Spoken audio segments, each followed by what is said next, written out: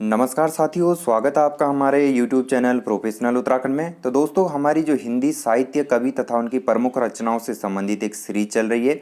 इसके अंतर्गत आज के सेशन में हम कवर करेंगे मंगलेश डबराल को। दोस्तों, मैं आपको बता दूं, प्रीवियस वीडियोस में हम महादेवी वर्मा, जयशंकर प्रसाद तथा सूर्यकांत त्रिपाठी निराला जी को कवर कर चुके हैं। यदि आपने उनकी वीडियोस नहीं देखी है तो आप हमारे चैनल के प्लेलिस्ट पर जाकर सभी वीडियोस देख सकते हो। तो चलिए दोस्तों, आज की वीडियो शुरू करेंगे।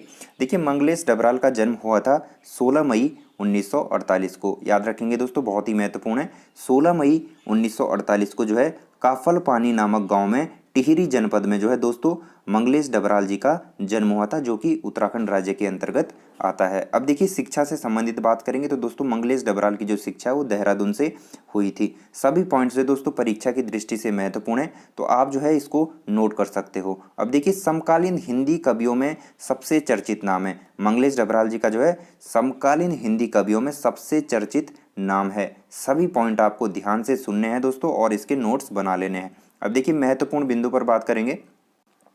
भोपाल में मध्य प्रदेश कला परिषद भारत भवन से प्रकाशित साहित्यिक त्रैमासिक पूर्वाग्रह में सहायक संपादक रहे। देखिए दोस्तों, पूर्वाग्रह जो है बहुत ही महत्वपूर्ण है, तो इसको याद रखेंगे कि इन्होंने जो है त्रैमासिक पूर्वाग्रह में जो है सहायक संपादक रहे हैं। तो चलिए अगला पॉइंट देखेंगे। इलाहाबाद तथा लखनऊ से प्रकाशित अमृत प्रभात में भी कुछ दिन इन्होंने नौकरी की थी। कहाँ पर की थी दोस्तों? तो याद रखेंगे, अमृत प्रभात में भी इन्होंने जो है कुछ दिन नौकरी की है। अब देखेंगे, नेक्स्ट पॉइंट है कि 1983 में जनसत्ता में साहित्य संपादक का पद संभाला। कितने महत्वपूर्ण पॉइंट है दोस्तों, आप सभी को जो है नोट कर लीजिएगा, परीक्षा में कभी भी पूछे जा सकते हैं कि 1983 में जो है जनसत्ता में साहित्य संपादक का पद संभाला। और देखिए, अगला फैक्ट है कि सहारा समय में संपादन कार्य करने के बाद वह नेशनल बुक ट्रस्ट से जुड़े रहे। तो देखिए, बहुत ही महत्वपूर्ण है दोस्तों ये सभी फैक्ट।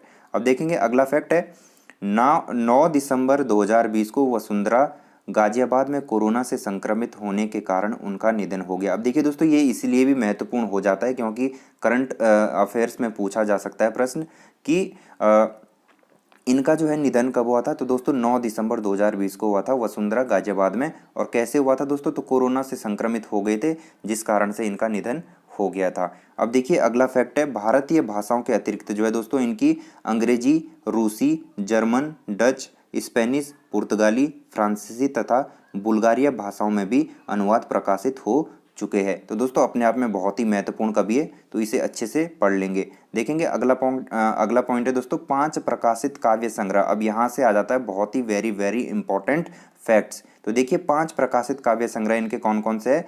नंबर 1 है पहाड़ की लालटेन। बहुत ही महत्वपूर्ण है दोस्तों, परीक्षा में कई बार पूछा जा चुका है कि पहाड़ पर लालटेन किसकी रचना है। तो दोस्तों याद रखेंगे, मंगलेश डबराल की। इसके अतिरिक्त जो है दोस्तों घर का रास्ता, हम जो देखते हैं, आवाज एक भी है तथा नए युग में शत्रु। तो दोस्तों ये महत्वपूर्ण 5 जो है काव्य संग्रह किसके द्वारा लिखे गए हैं? तो ये है दोस्तों मंगलेश डबराल के, नोट कर लीजिएगा। अब देखिए, इसके अतिरिक्त 2 गद्य संग्रह भी है इनके, जो कि लेखक की रोटी तथा कवि का अकेलापन। ये दोनों भी बहुत ही महत्वपूर्ण है दोस्तों। तो कुल कितने हो गए? 5 काव्य संग्रह तथा 2 गद्य संग्रह, टोटल हो गए 7। और इसके अतिरिक्त दोस्तों मैं बताऊंगा आपको कि एक इनका यात्रा वृत्ति भी है, जो इसका नाम क्या है? एक बार अयोवा। तो टोटल रचनाएं कितनी होगी दोस्तों? 8। इन 8 रचनाओं को जो है आपको बहुत ही ध्यानपूर्वक जो है याद कर लेना है। अब देखेंगे इन्हें कि सम्मान जो है मंगलेश डबराल जी को कौन कौन से मिले हैं। तो देखेंगे दोस्तों, साहित्य अकादमी पुरस्कार हम जो देखते हैं, यानी कि हम जो देखते हैं रचना के लिए इन्हें साहित्य अकादमी पुरस्कार से सम्मानित किया गया था। और इसके अतिरिक्त आपको याद रखना है कि दोस्तों साहित्य अकादमी पुरस्कार इन्हें कब मिला था? तो सन 2000 में जो है इन्हें साहित्य अकादमी पुरस्कार से सम्मानित किया गया था।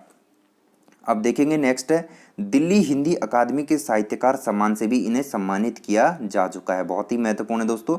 और इसके अतिरिक्त कुमार विकल स्मृति पुरस्कार से भी मंगलेश डबराल जी को सम्मानित किया जा चुका है। अब देखिए, जो सम्मान से संबंधित जो प्रश्न आएंगे ना दोस्तों, वहां पर आपको याद रखना है कि जो भी सम्मान इन्हें मिला है उसके साथ साथ ये भी याद रखना है आपको कि किस रचना के लिए मिला है और कब मिला है। ये सभी फैक्ट आपको याद रखने होंगे, क्योंकि परीक्षा में कहीं से भी प्रश्न पूछा जा सकता है। तो दोस्तों ये था हमारा आज का वीडियो आपको कैसा लगा कमेंट करके बताएं, और वीडियो को लाइक करें, शेयर करें, और दोस्तों आप हमें बताएं कि ये सीरीज कंटिन्यू करनी है या नहीं करनी है। तो चलिए मिलते हैं नेक्स्ट वीडियो में।